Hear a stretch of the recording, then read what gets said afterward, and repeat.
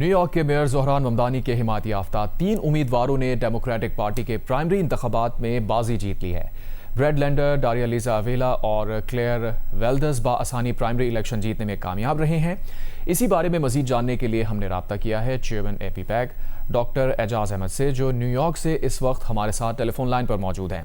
Doctor साहब, एपीपैक ने भी इन्हीं तीनों उम्मीदवारों की तौसीक़ की थी। मुसलमानों के बारे में ख़ास तौर पर इमिग्रेंट से मुताल्लिक़ इनका क्या मौक़िफ़ है? हमने इनको सपोर्ट किया था। सबसे पहले तो ज़ोहरान ने इनको इंट्रोड्यूस कराया था हमारे साथ। ज़ोहरान ममदानी को हमने सपोर्ट किया और उसकी जो विक्ट्री थी उस पर हम सेलिब्रेट किया हम सब ने।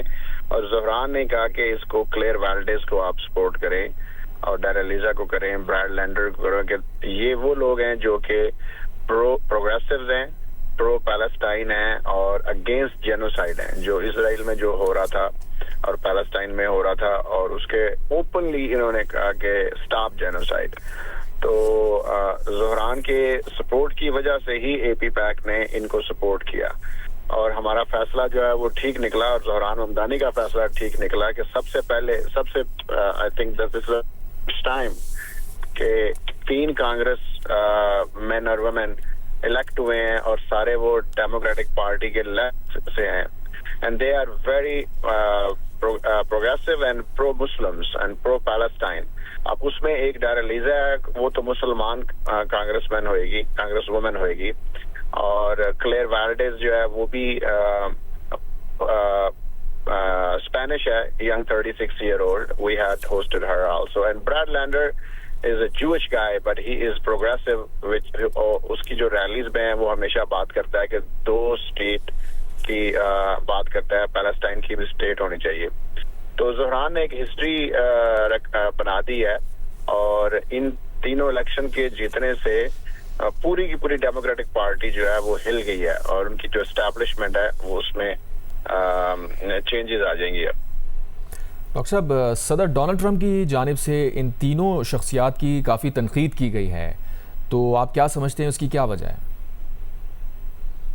लेकिन जो ट्रंप है और जो करंट जो भी पॉलिटिकल पूरे का पूरा सिस्टम है, रिपब्लिकन पार्टी या डेमोक्रेटिक पार्टी, स्पेशली ट्रंप, और कॉर्पोरेट स्ट्रक्चर है, वो मोस्टली अब ट्रिकल डाउन है कि ऊपर से जो वेल टू डू लोग हैं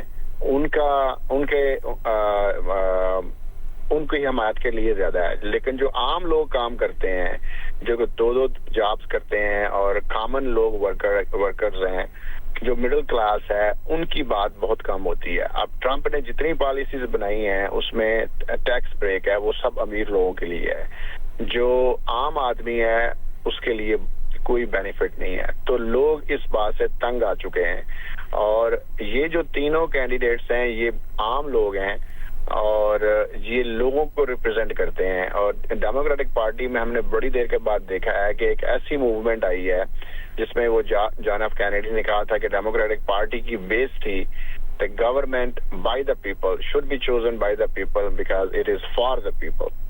तो अब वाकई लग रहा है कि लोगों ने वोट डाले हैं, आम लोगों ने वोट डाले हैं और बहुत बड़ी तादाद में बाहर आए हैं और अपनी आवाज शो की है। तो it is against Trump and against establishment. बहुत शुक्रिया डॉक्टर एजाज अहमद, आपने अपना मौक़िफ़ दिया।